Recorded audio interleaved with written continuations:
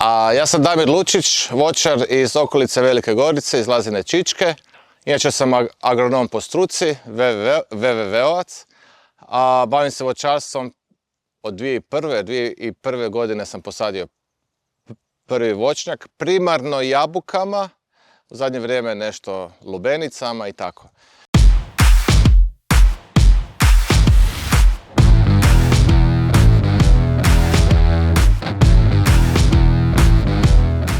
Prvu potporu sam koristio 2012. godine, to su bila sredstva iz programa IPARD-a, podizanje voćnjaka sa sustavom protiv tuče, s navodnjavanjem sadnja novog voćnjaka. Koristio sam također i potpore grada Velike Gorice, ali vrlo malo, pošto grad Velika Gorica vrlo malo ulaže u poljoprivredu. Onda sam koristio sam potporu LAG-a Zrinska Gora, čini mi se. Uz njenu sam pomoć nabavio traktor rabljeni, što je jako bitno. Dakle, tad je bila mogućnost nabavke rabljenih voćarskih traktora i mislim da je općenito mogućnost da se nabave rabljeni strojevi jako dobra za sve. Najprije za proizvođače, jer mogu više nego u pola cijene nabaviti stroj, pa onda još ako dobe potporu, recimo pola, onda je to 25% ili čak i manje osnovne cijene nekog novog stroja. A isto tako i lokalna samouprava ili grad ili Gorica ili država također sudjeluju sa manjim iznosom za istu investiciju, a proizvođači su vrlo često rabljeni strojevi također jako dobri, služe svrsi.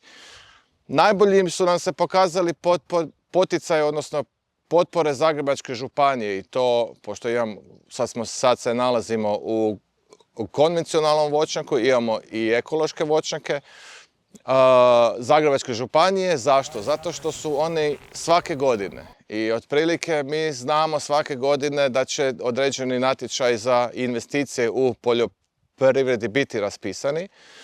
To znači da mi proizvođači računamo s time, organiziramo se, planiramo, financiramo sve skupa i onda na kraju kad je sve gotovo, redovito, ukoliko je budžet dovoljno velik i ovisno o tome naravno koliko ima prijavljenih, manje više ili gotovo uvijek proizvođač može računati da će potporu Zagrebačke županije dobiti. Za razliku od nacionalnih potpora, koje su često puta financirane ili uglavnom iz sredstava Europske unije, na tim programima smo imali jako malo uspjeha, zato što smo u navodno razvijenoj županiji i onda tu ide bodovanje i onda zapravo nemamo dovoljno bodova. Međutim, kad ideš gledati te liste, ti vidiš da je, ne znam, prijavilo se njih 1000, a prošlo ih je 150. To znači da 150 ili svega 15% je prošlo na tom nekakvom natječaju. Sad ne znam je li to u globalu stvarno 15%, ali imam osjećaj da je možda čak i manje. I uglavnom uvijek isti imaju najveći broj bodova, ne? Uvijek su isti proizvođači najsposobniji adekvatno odgovoriti na takve programe.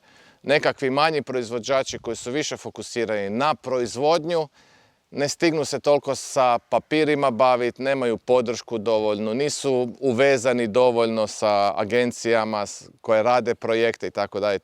Tako da uvijek isti izostanu, odnosno stoje izvan takvih potpora, što mislim da je jako loše sveukupno za hrvatsku poljoprivredu. Ljudi se osjećaju loše, osjećaju se kao da su drugorazredni, da se o njima ne vodi računa. I normalno da to onda ljudima pada motivacija, moral i tako dalje. Druga stvar tih europskih natječaja je što se čeka da se natječaj raspiše. Onda idu najave, pa prođe godina dana. Onda se ljudi pripremaju, pa onda se prijave, pa prođe još godina dana. Pa onda se čeka lista, pa se čeka alokacija nekakva, pa se čekaju odobrenja, ne znam. I onda prolaze godine, 2, 3, 4 godine. Neki izvise ne prođu na koncu i za cijelo to vrijeme su oni stajali umjesto da su investirali, jer poljoprivreda je djelatnost koja ne podnosi stajanje na mjestu, ne podnosi. Ko stoji na mjestu propada jako brzo. Dobar primjer je upravo ovaj dio oko grada Gorice, tu je bila nekad neuspješna jedna zadruga Zagrebački voćnjaci, bilo nas je 33, zamislite, ne? Sada smo tu Antun, Božidar, ja i to je to od nas koji proizvodimo jabuke, ne? Zašto? Zato što su se svi ostali prestali baviti tim poslom.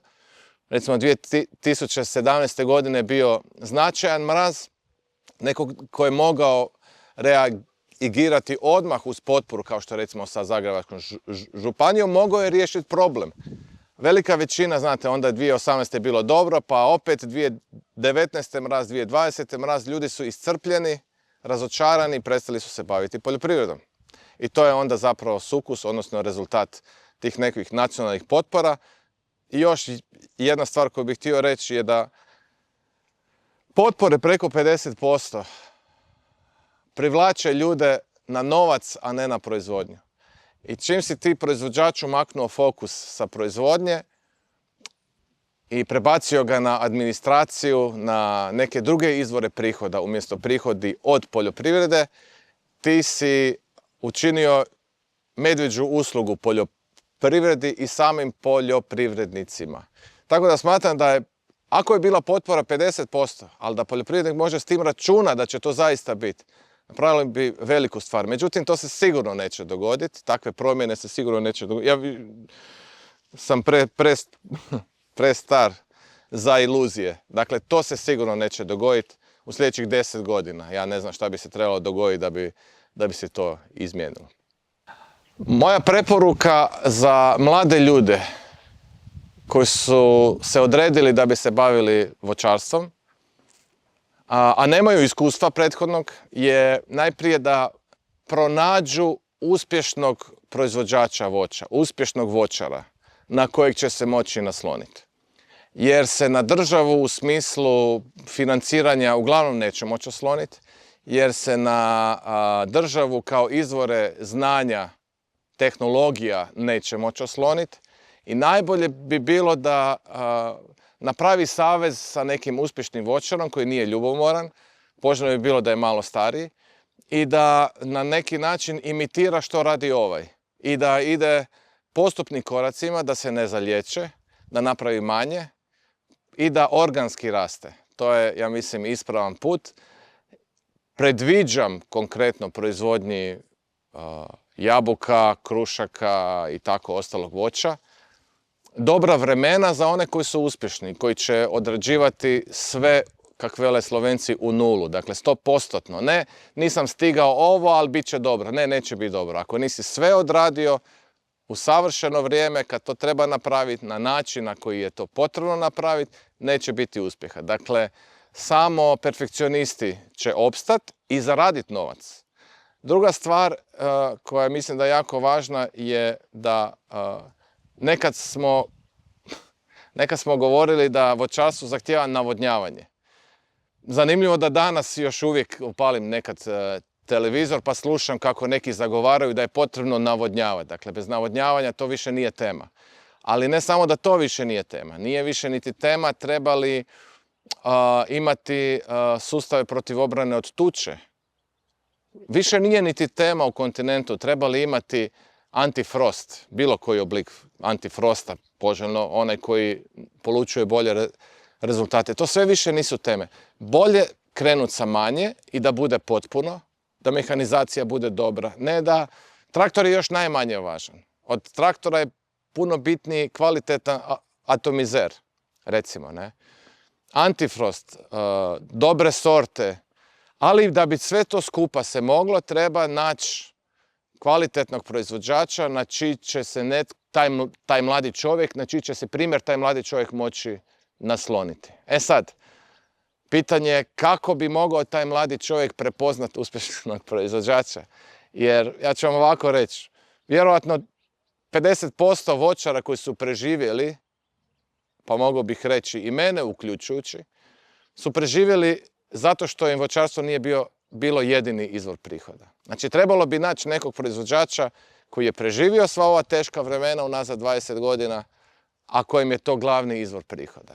Neka mladi čovjek takvog čovjeka nađe, neka se s njim sprijatelji i neka se druži s njime i postupno neka razvija svoju proizvodnju. Kako pronaći pravu sortu, pitaju me mnogi ljudi, koju posadi, sa kojom izaći, ne? Mi znamo da je Ajdared nekoć bio standard, pa onda zlatni Delicious, Jonagold, to se prilično izmijenilo. Dakle, unutar Jonagolda sad imate novih klonova koji su crveni i tako dalje, tako dalje. Tu je odgovor opet jednostavan. Ukoliko mislite to prodavati na placu, onda to svoje voće, ali to je onda ograničeni opseg proizvodnje, ne? A ono što je vama fino, to možete i vi. Međutim, ako idete kao ozbiljan proizvođač, onda se opet dobro uvezati sa nekim ko će prodavati vaše voće. I tu preporučujem normalno poljoprivrednu zadrugu Jabuka HR kao najveću zadrugu i najvećeg distributera jabuke u Hrvatskoj. I oni prilično dobro znaju sa kojim sortama bi bilo dobro ići. Ja vam mogu reći sad recimo da Granny Smitha nedostaje. Primjerice, ne? A obojeni klonovi Jonagolda će također imati prođu. I tako dalje, i tako dalje. Tako da to, ja čak se ne bi niti određivao koju točno sortu, nego treba se stvarno raspitati. Na koncu nije svejedno ali taj mladi proizvođač u Istri, u Slavoniji, u okolici Zagreba, Međimurju ili Kominu u ušću Neretve. Strahovito je puno proizvođača voća prestalo se time baviti. Evo, kaže mi prijatelj, u Kotoribi ih je bilo 12, sad ih je svega 3, ne? I ti proizvođači imaju neku opremu koja je i dalje dobra, ne? Pa primjerice, ja sam ove godine za 600 eura nabavio rasprskivače talijanske za antifrost koji pokrivaju 1,5 ha. Raspršivanje vode je još uvijek se pokazalo kao najefikasniji način borbe protiv mraza. Tu opet ima nekoliko varijanti, sa više, sa manje vode. Talijani, koji su svjetski prvaci u proizvodnji jabuka, koriste ove koji bacaju 40 kubika na hektar. I oni su definitivno se pokazali kao oni koji najbolje rješavaju problem mraza. Naravno, tu ima i različitih vjetrenjača. Amerikanci koriste dosta vjetrenjača. To nisu vjetrenjače, nego ventilatori. Ispričavam se. Međutim, oni nisu za brdovite predjele, nego za ravne predjele, kao što recimo ovdje, Turopolje. I oni isto tako za ove kasne proljetne mrazove pokazuju relativno dobre rezultate. Postoje mogućnosti i sa zamagljivanjem. Međutim, kažem, ove dvije opcije, postoji onaj Frostbuster, on isto vrlo ograničeno funkcionira. Dakle, orošavanje i ventilatori su, ja bih rekao, trenutno najbolje rješenje za borbu protiv kasnih proljetnih mrazova. Što se tiče krupnoće plodova, pa ljudi često kažu da, to su krupni plodovi zato što oni ne znam šta, valjda radijacijom postižemo, prolazimo sa radioaktivnim uranom pa su tak krupni. Dakle, fiziologija bilja je prilično jednostavna. A voćka, pod uvjetom da je orezana dobro, mi smo joj rezidbom smanjili za pola njen prirodni potencijal pupova da ima cvjetove i da ima plodove. Znači, mora biti rezidba odrađena prije nego što je počela cvatnja, to pod broj 1. I ta rezidba mora imati glavu i rep, što bi se reklo. Sad ja ne mogu objašnjavati kako se reže, mi nemamo vremena. Druga stvar, kad voćka cvate, to je prva prilika, odnosno to je druga prilika nakon rezidbe, kako bismo odredili broj plodova koji ćemo imati u berbi.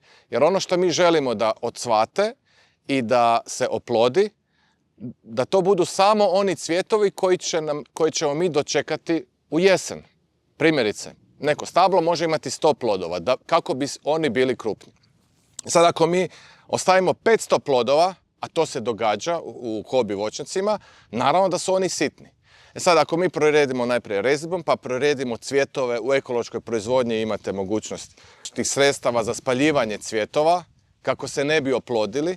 Jer što prije mi smanjimo taj broj plodova na konačni broj plodova, to će plodovi biti krupniji i to stablo može podnijeti više plodova. Naprimjer, ako ćemo mi prorediti sve u cvatnji, umjesto 100 mi možemo sigurno staviti 130 plodova i svih 130 će biti krupno. Ako mi prorjeđujemo kasnije, recimo dok su plodići ovako mali, tada ćemo moći imati 110 plodova. Ako ćemo prorjeđivati kad plodovi već budu ovako veliki, tad je i 90 plodova previše.